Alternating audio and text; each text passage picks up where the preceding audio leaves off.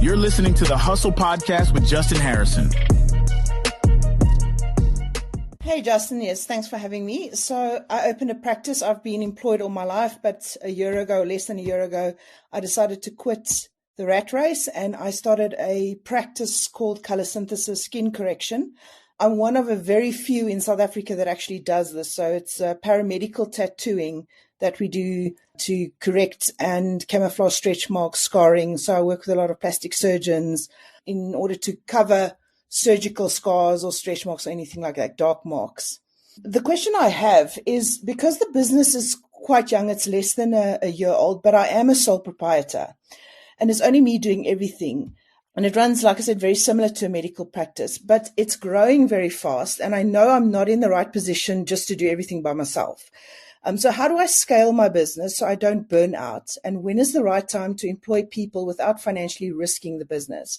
I get very anxious just thinking about like employing people, being responsible for monthly salaries, HR issues, and taking on bigger premises. Because, we don't know what's going to happen financially in the future and the practice is still very young. So how would you advise? Sure. So this is such a great question and such a deep question, really. And as somebody who started 109 businesses, I truly understand this journey. And I think it's important just to unpack some foundational stuff first before I give you the answer. Foundationally, you need to understand that employment and self-employment is very much the same thing, except that self-employment is worse, because in self-employment, you have all of the risk.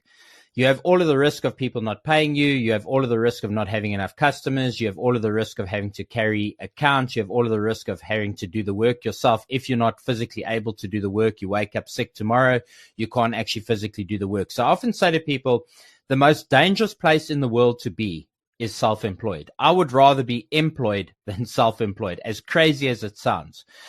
Now, the next stage after self-employed is entrepreneur. And when you move from self-employed to entrepreneur, it's basically what people refer to as business ownership. And business ownership is the idea that you work on your business, not in your business. And so it's very different from being a solo entrepreneur. Being a solo entrepreneur, and I say this to doctors, I say to accountants, I say to lawyers, if you're operating on your own, you are at risk. You've got major risk. But then, of course, there comes in this balancing act. How do you move from self-employed to entrepreneur? How do you grow the business? When is the right time to grow the business? And then understanding that in order to grow your business, you've got to have money. You've got to have certain things in place to do it. And so this is now where we get into the difficult part of the conversation, because really this is about resource and asset allocation. Right now, you are the resource. Right now, you are the asset. Right now, you are the one who's making this business work. But here's what it comes down to. First of all, in order to move from a position of self-employment into entrepreneurship, it means that you're going to have to give up a portion of the money that you're making. You're going to have to give up some profit. You're going to have to take on some burden, whether it be employing staff, whether it's taking on extra premises, whatever it is. Now, the answer to this question is very, very simple. You need to understand that 1 in 3 business startups will fail within the first year. So if you make it past the first year, consider yourself a very good statistic. You're on the right side of things. But then also understand that 90% of businesses won't make it through the first 5 years. And the reason why it becomes harder year 1 to year 5 is because they're entering into a growth phase. And a lot of businesses try to force growth from the inside out, meaning they go and employ staff before they need to. They go and take on extra premises before they need to. They take out big advertising before they need to. And this is really about making sure that you get hold of as much money as possible in your business. So what I always tell people, the way to get to growing is creating runway in the business. Now, what do I mean by runway? You need to save up enough money that you can operate at least for 1 to 3 years without getting any income in the door. And if you can set aside that kind of money, you now have a 1 to 3 year runway to start trying things. Part of trying things is taking on staff. Part of trying things is expanding. But if you're currently just making a small amount of money that's just covering you, you've got to get to making more money. That's the bottom line. You've got to get to making more money, or you've got to figure out how to spend less money so you can save money. You've got to be saving money. You should never be thinking about expansion until the business can afford to pay for its own expansion. And so this leads back directly into what I was saying earlier. A lot of businesses try to force growth from the inside. And so they'll go take on a loan. They'll go and take on investors. They think that getting more money is going to be the answer to the growth. But there is only one answer to growth: getting more customers. If you're at a point where you can no longer service any additional customers, that is the time that you need to start looking to grow. But it is conditional to if you're making enough money. So there's no point in you're fully booked 8 hours a day, but you're not making enough money to employ a second person. Then you need to go back to the first problem, which is, am I charging enough for my services? Are my margins good enough? And any business that is going to grow and be successful over the long term is going to fund its growth out of customer profits. In my businesses, I have a rule. I set aside 60% of all profits every single year in every single business as part of our growth and expansion plan, because you need money to grow and expand. And the best way to get money is from customers, because that means you retain 100% equity in your business. You don't become dependent on overdrafts and loans, and you become your own bank. And this is the best piece of advice you're ever going to get as a solo entrepreneur, is forget about trying to get outside money to grow your business. Forget about trying to do external factors. Very simple. Make sure you booked 8 hours a day, and make sure that you're getting the maximum amount of value and that you've got good margin to be able to keep money back and grow the business. And once you have 1 to 3 years runway, only then do you start even thinking about taking on additional resources. Yes, so it's also reassuring that I don't need to do it like now. Just be patient for a bit and just focus on getting that money in to get that capital, and then think about expanding. Well, anything worth building is worth spending time on. Anything that's going to be sustainable is worth putting your life's work into. Everybody wants the immediate success. You know, people look at us now that we've got all these businesses and, you know, very successful. But what they fail to remember is that there has been a 25-year journey to this point. There's been a lot of failure. There's been a lot of successes. There's been a lot of learning. And so you're still in the baby stage of your business. You know, the baby stage of the business, you've still got a lot to figure out.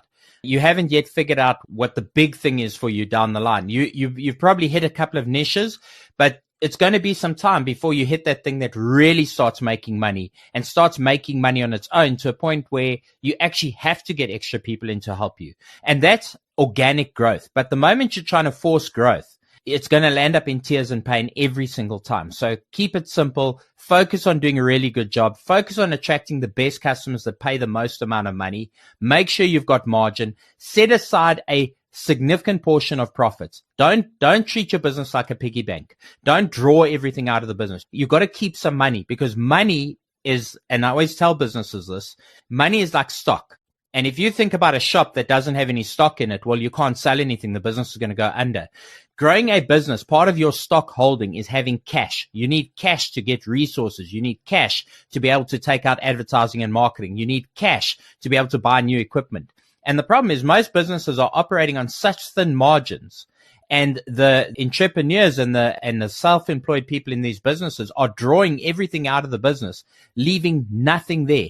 And if you think of business as a baby, because that's what it is, your job as a solo entrepreneur to move it into a place where there can be multiple caregivers of the business other than you is to make sure that the baby eats first. The baby is the business. The business has to eat first, and only then can you eat.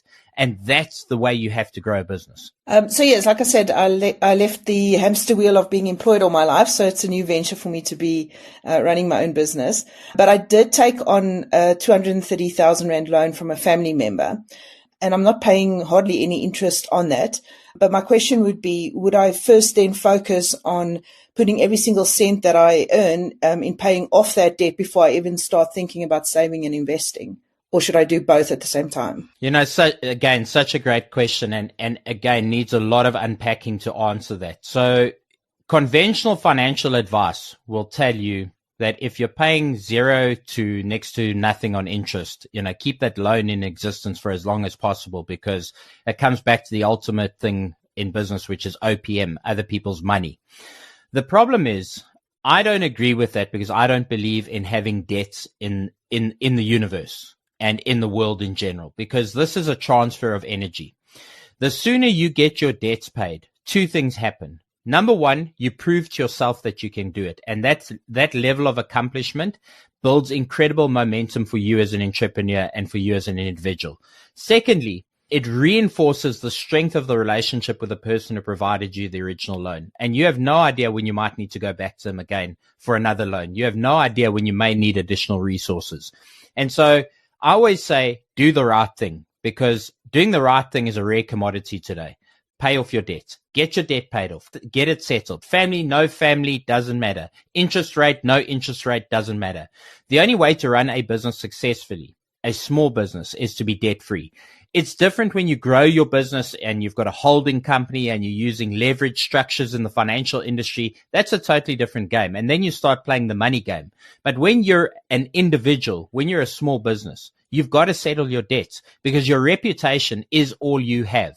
And your reputation will be enhanced not only to the person who you pay the debt to, but you'll enhance your relationship with yourself, because there is an incredible sense of accomplishment when you go, I toiled, I put in my labor, and I settled this debt, and I now know I own this thing 100%. You wouldn't have even asked me the question if there wasn't a doubt in your mind as to whether or not that debt should be paid. And I'm actually just here to serve as a professional reminder to you. I'm literally like that notification that comes up on your desktop. It's time to pay your debt.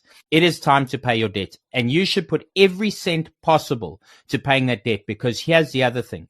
How can you even begin to think of growing a business and expanding it when you're already carrying debt just to be in business in the first place? So you have to get it paid, and you've got to use customer profits to pay it, because then you're telling yourself, hey, not only is this business good, but it's enabled me to pay off the original debt that I took on. And I'm now at a point where I'm actually a sovereign individual. I am fully in charge of this business. I know what it takes. I understand the discipline it takes to manage money. And everything after that is easy, because, you know, as I tell everybody in business, I don't care what the business is, whether you're a doctor, whether you're a dentist, whether you sell toilet rolls, it's money in, money out. It's cash flow. You got to bring in more money than money going out. You got to make sure that when you look at your balance sheet, that you've got more assets than liabilities. Business is not complicated, but people complicate it because they bring their own personal insecurities and shortfalls into a business. And I never see a business that fails. I see entrepreneurs who fail the business, not the business that fails the entrepreneurs. And a big part of that is money management. So my advice to you is, get the debt paid. It's good for your own conscience. And more importantly, it's good for your reputation. And as an entrepreneur, the only thing you have in this world, it's not a degree, it's your reputation. That's the only thing you have. Okay, awesome. So just focus on getting that and then thinking about saving and moving, doing anything else.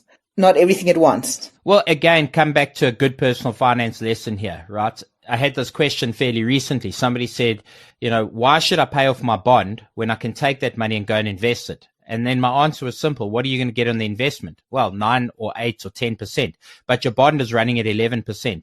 Why would you go and invest to get a 10% return when you're paying 11% on your financing?